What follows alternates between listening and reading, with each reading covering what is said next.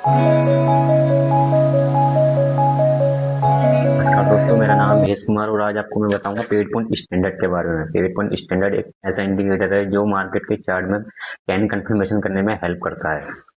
पेविड point को लोग intraday trading के लिए यूज करते हैं, या तो ऑप्शन ट्रेडिंग करते हैं या फिर स्टॉक में मार्जिन वाली ट्रेडिंग करते हैं।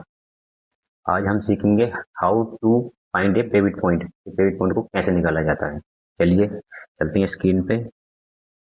पेविड पॉइंट निकालने का जो फॉर्मूला होता है, फॉर्मूला पेविड पॉइंट निकालने का जो फॉर्मूला होता है पीपी इजिकल टू, ये जो पीपी है ना, पेविड पॉइंट है, ठीक है ना। पेविड पॉइंट निकालने का फॉर्मूला होता है high plus low plus close divided by 3। ये पेविड पॉइंट निकालने का फॉर्मूला होता है, ठीक है ना। तो पेविड पॉइंट निकालने का फॉर्मूला होता है, ठीक है। मान लीजिए मान लीजिए मार्केट यहाँ ओपन होती है, मार्केट यहाँ ओपन होती है और ओपन होने के बाद मार्केट ने आज पूरे दिन में ये हाई लगाया है, मार्केट ने पूरे दिन में ये हाई लगाया। मान लीजिए हाई लगाया मार्केट ने 26,200 का मार्केट ने हाई लगाया और इस तरीके से कहीं जाकर मार्केट ने ये आज का पूरे दिन का हाईएस्ट लो है, ठीक है ना। लो मान लीजिए मार्केट ने लो मारा है 26,000 का लो मारा है, ठीक है। मार्केट ने 26,000 का लो लगाया है और मार्केट यहाँ कहीं क्लोज कर दी, मान लीजिए 26,050 पर। ये मार्केट ने क्लोज कर दिया। ये मान के चलिए, मैं ये आपको एग्जांपल के तौर पर समझा रहा हूँ, ठीक है। जितनी भी वैल्यू है इस फॉर्मूले में फिल कर देते हैं, ठीक है। तो चलिए कर देते हैं। ईपी इजिकल टू हाई, देखिए क्या हमारा पूरे दिन का हाई मारा है 26,200। 26,200 का मार्केट ने हाई मारा है, प्लस लो क्या मारा है, लो मारा है 26,000 का।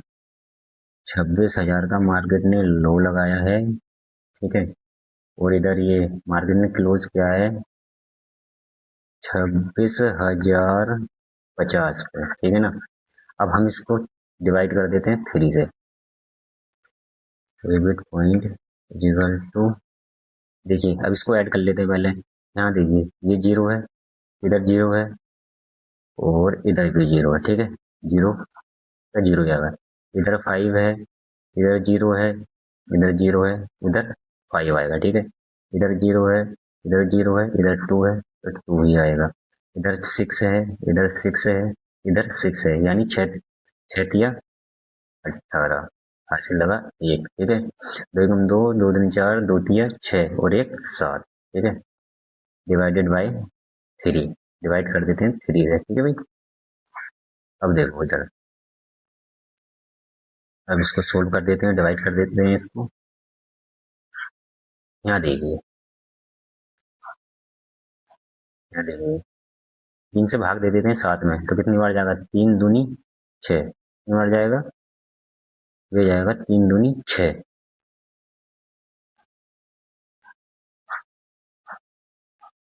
कितनी बार जाएगा, 3 3 3 दूनी 6, 2 बार जाएगा, ठीक है। यहाँ पे बचेगा 1, ठीक है।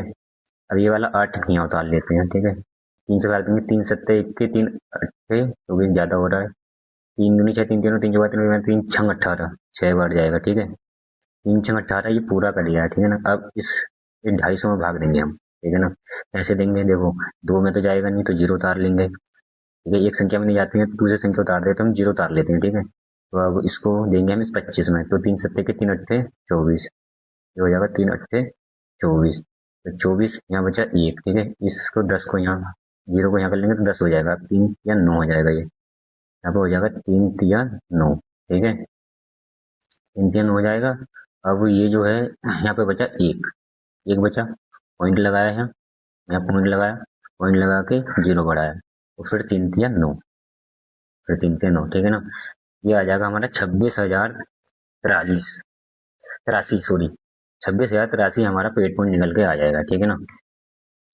अब ये मार्केट के चार्ट पे जो दिखाई देता है ना, मार्केट के चार्ट पे हमें इस तरीके से दिखाई देता है पेड पॉइंट, ये इस तरीके से 26,083, 26,083 ये हमारा पेड पॉइंट निकल के आया है, ठीक है ना।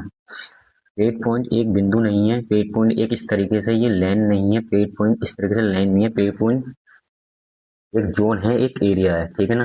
एरिया क्यों बता रहा हूँ अभी समझाता हूँ आपको। मान लीजिए ये हमारा पेट में निकल गया है, ठीक है ना। 26,083 ही मान लीजिए इसको, ठीक है ना। 26,083 ऊपर मान लीजिए 26,000, यहाँ पे 100 मान लीजिए, ठीक है ना। नीचे मान लीजिए 26,000, ये क्या है 60 मान लीजिए। ये जो होता है ना, ये एक जोन होता है, एक एरिया होता है। मान लीजिए 10 पॉइंट का, ये यहाँ मान लीजिए, या 10-15 पॉइंट का एक जोन होता है, एक एरिया होता है, ठीक है ना। इस तरीके से, इस तरीके से, ठीक है।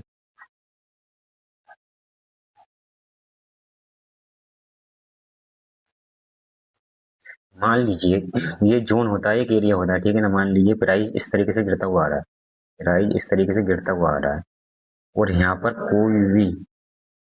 कोई भी बुलिश कैंडलस्टिक पैटर्न बन जाता है और वो सही से एक्टिव हो जाता है ना, तो यहाँ से बाइंग आ सकती है, ठीक है ना। वैसे ही मान लीजिए प्राइस इस तरीके से गिर के आ रहा है, इस तरीके से गिरते हुआ आ रहा है प्राइस, ठीक है ना।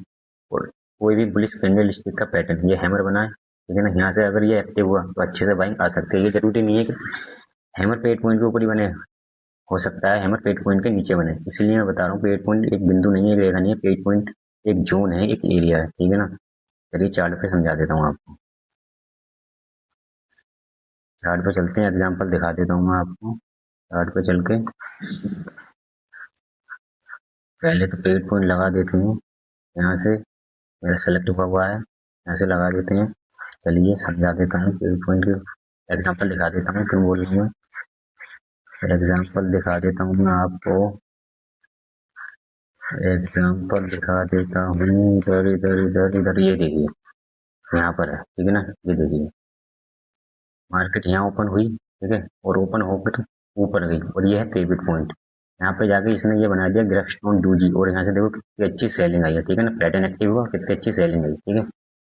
इसी तरीके से और दिखा देता हूँ, ये देखिए यहाँ पे देखिए मार्केट यहाँ ओपन होती है, यहाँ ओपन होती है, ठीक है। यहाँ ओपन होने के बाद मार्केट इस तरीके से नीचे आती है, और ये हैमर कैंडल पिवट पॉइंट के ऊपर बन जाता है, ठीक है। और यहाँ से देखिए कितनी अच्छी बाइंग आती है, ठीक है। पिवट पॉइंट को इंट्राडे ट्रेडिंग के लिए लोग यूज करते हैं, ठीक है। ऑप्शन ट्रेडिंग में और स्टॉक में यूज करते हैं। मेरे हिसाब से आपको समझ में आ गया होगा। अगर वीडियो अच्छी लगी तो वीडियो को लाइक कर दीजिए, चैनल को सब्सक्राइब कर दीजिए। धन्यवाद।